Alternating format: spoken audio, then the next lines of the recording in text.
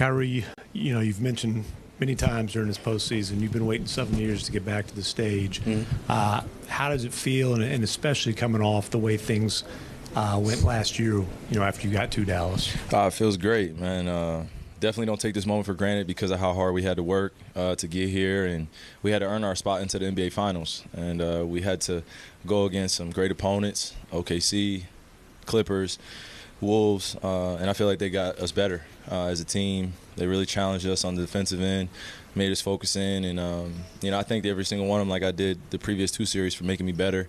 And it has been 7 long years, but it's also felt like the right amount of time, in order to reward myself, be in the locker room with my teammates and enjoying it. A long time coming, so we are going to enjoy this, but we obviously know this is just a pit stop in the journey, and we got to get ready for that court turning gold, as I like to say. The shoes turn gold, the jerseys turn gold, and as a kid, that's what you dream of, getting to is the finals and being able to play against the best of the best with the whole world watching. And tonight, Luka obviously comes out and he's hitting shots, he's sneering at the crowd. It's kind of the full Luka experience to start things off. What's your feeling when you see him in that mode to open the game? Man, I was enjoying it just like everyone else was. He had 20 points, I think, in like 6 minutes or 7 minutes, and you're just watching a special performance take place. But, as a teammate, you just want to continue to do the little things to bring the lead a little bit further along and just continue to play well.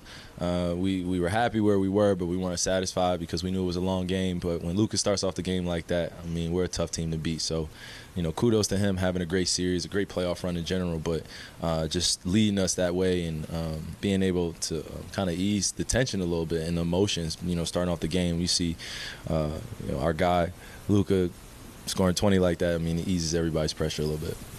What was going through your mind? Get 0, you guys have the ceremony, you're walking into the locker room with the trophy. What's kind of racing through your mind at that time? Man, just trying to enjoy the moment with my teammates and just think about, the way we felt during shoot-around, all the preparation it took to get to this moment. We couldn't avoid the future if we wanted to. It was coming anyway. So, I just had that utmost confidence when I was going to sleep last night, waking up and shooting around, like I said, and just feeling like we were going to play one of our best games. And you didn't know how it was going to happen, but I felt that way. And that's the type of confidence that, I felt majority of this playoffs is just, no matter what's going on in the beginning of the game, middle of the game, before the game, our words of affirmation and positivity go a long way, and just making sure we settle the group, get ready. For someone who got here early in his career, then had an absence, and then got back to it, where's your appreciation level for? I had 3 years of losing. Yeah, I had 3 years of losing in Cleveland, as people like to remind me of, where I did nothing without certain guys on the team. So, I like to relish in those challenges because when you are a young player, you do take it for granted to a certain degree. But now that I'm in my 30s and I'm able to kind of stand on my own square more comfortably, more confidently, and know what my presence holds, know what my leadership is capable of doing when I'm around good people and they're supporting me selflessly. You just look back at all the failures, just on the other side of success. So just continue to chop wood, carry water, stay poised, make sure that we keep the main thing, and acknowledge how far we've grown.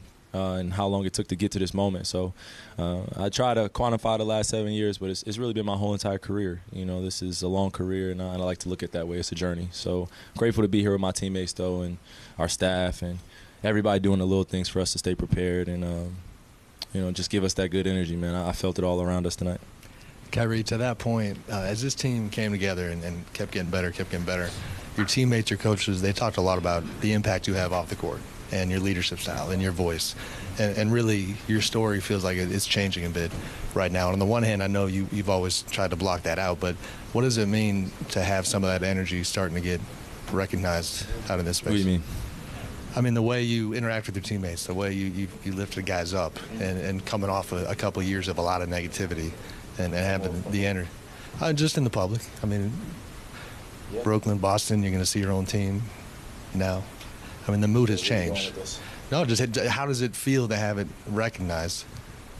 What do you mean, like Recognized for what? The way that you're impacting the team. Oh, okay. No, way. I'm sorry. I just was trying to figure out where you. No, I think I'm grateful because it was an easy road, and I was able to grow as a person way beyond, as quick as I was growing as a player. And when you're in a professional environment such as this and you can only be judged by your on-court performances and what people say off the court and they don't know who you are, I think that's a little unfair.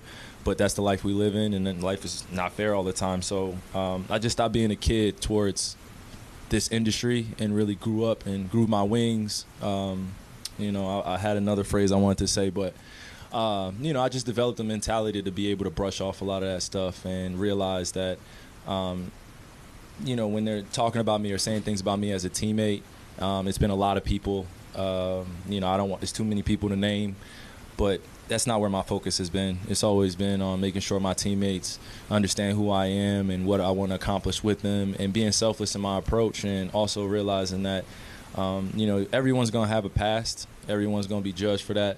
But I think putting your best foot forward and focus on the future is the best place to be. All the stories and narratives are going to exist forever. I'm sure I'll hear it until I retire. But again, this is what comes with this industry. This is a very young league. It's 75 years, 76 years in the making. People think it's like 100-plus years like other leagues, but there are no rules in this. And being a professional and coming to work every single day, that's what I want to be remembered as. And my off-the-court aspects of making people better or them making me better is something I like to lay my hat on too, because it matters as a human being. I've been there for these guys. They've been there for me. I've told them some very intimate things, very vulnerable things about who I am and what I've dealt with, and they've been able to really shower me with the support and love that's needed for any human being, not just because I'm Kyrie Irving and the way that they, see me in the public eye. They really protect me, and I protect them, and I'm grateful for them. That's all I've ever asked for, is from an organization or my teammates, is for them to protect me the same way I protect them, because I go out of my way to speak good things about people, to be in the right place for them, and understand that, human emotions can get the best of you, but how you respond is how you're going to be remembered.